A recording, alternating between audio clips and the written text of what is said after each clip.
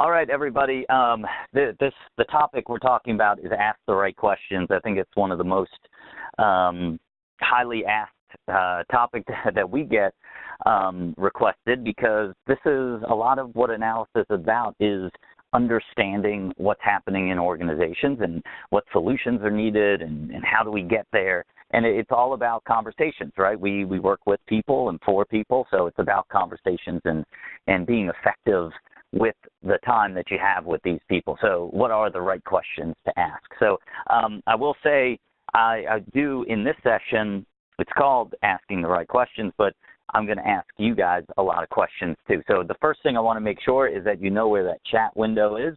Please go in, type whatever you want in there, say hello, hi, something, so that I know you know where the chat window is and you're able to use that when I call upon you guys to chat with us about the questions that I'm asking. So I know there's a whole bunch of people on the line.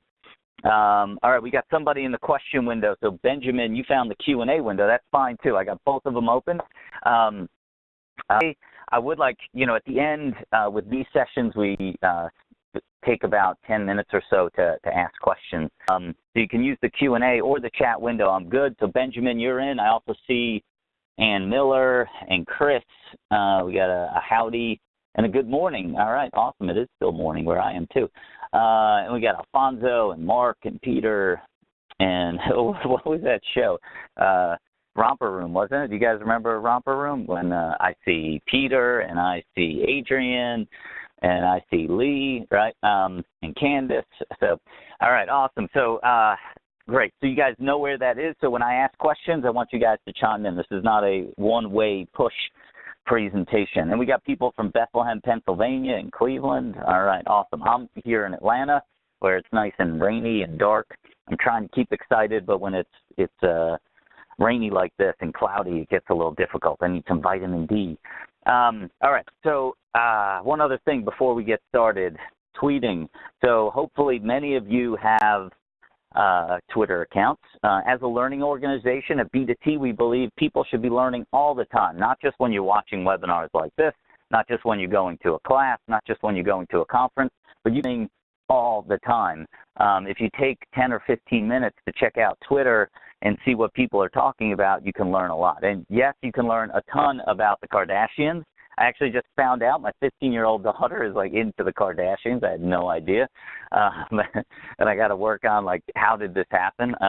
Why is she so fixated on the Kardashians? But, follow the Kardashians on Twitter. But you can also follow stuff about business analysis, project management, right? So those hashtags at the bottom, BAOT is business analysis on Twitter, and IIBA is the International Institute of Business Analysis. There's hashtag PMI. There's hashtag PMOT. Whatever topic you care about, you can find it on Twitter. Just use those hashtags to narrow down your search. Now, if you hear some great things today, please use my handle at Kupe and my company's at B2T_training and at _IT pro, and tell all your friends about it. If you hear stuff you disagree with, I'm kidding. Actually, I totally kid. I really think if you disagree or you have a different take on something I say, it's best to share that, and let's keep the conversation going. Because how do we learn? We learn by debating each other, by challenging each other, by pushing our thoughts to places we didn't think we can get to. So if you agree with stuff, if you disagree with stuff, please share it on Twitter. All right. So hopefully a bunch of you guys have to write down those handles and those hashtags and use them while you're tweeting.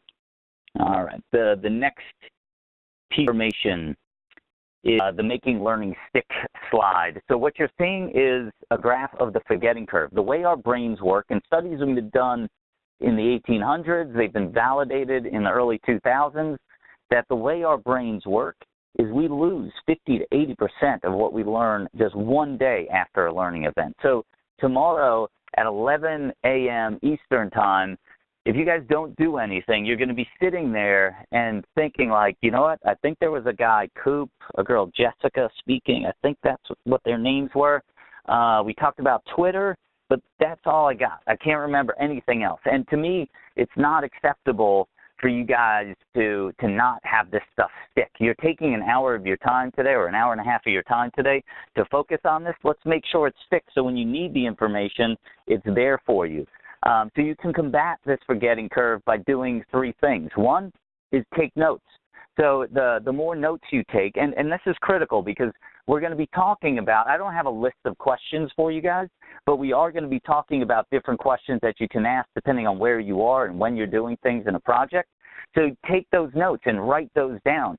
It's going to be good to add to a checklist, right? I'm going to, with a follow-up email to you guys, I'm going to send a checklist that will be a good starting point for your questions, but the notes that you take can be added to this checklist. There's also, checklists are a really good thing because there's a book called The Checklist Manifesto, and I'll send you a link about that as well. But checklists have been proven to be extremely valuable. It's why templates, even though if you're a template zombie, that's bad, but templates are good because you don't have to think about all the parts and pieces of a template, right? You can just use that template and then focus your energy and focus your mind on the more creative stuff and digging deeper and really thinking about the stuff on your projects rather than thinking about, oh, where should I put this information? Should I put it in the top left? Should I put it on the bottom? So checklists are good so that you can remember, or you don't have to remember all the questions. You can refer to your checklist when you're getting ready to start a project or get it going into a meeting. So that's one, take notes because you can add it to your checklist. Two is participate. So a number of you did great. I asked you to chime in the chat window or the question window, and just like Vicki Combs, she found it. It took her a little extra time, but she found it. Awesome. Use that. Get involved. When I ask questions, please get involved. Then the third thing is talk to someone tomorrow. So tomorrow or even this afternoon, talk to somebody about what you learned today, and really that conversation, even if it's 5 minutes, is going to make it stick. So a week from now, when you need this information, it's going to come roaring back to the front of your mind, okay?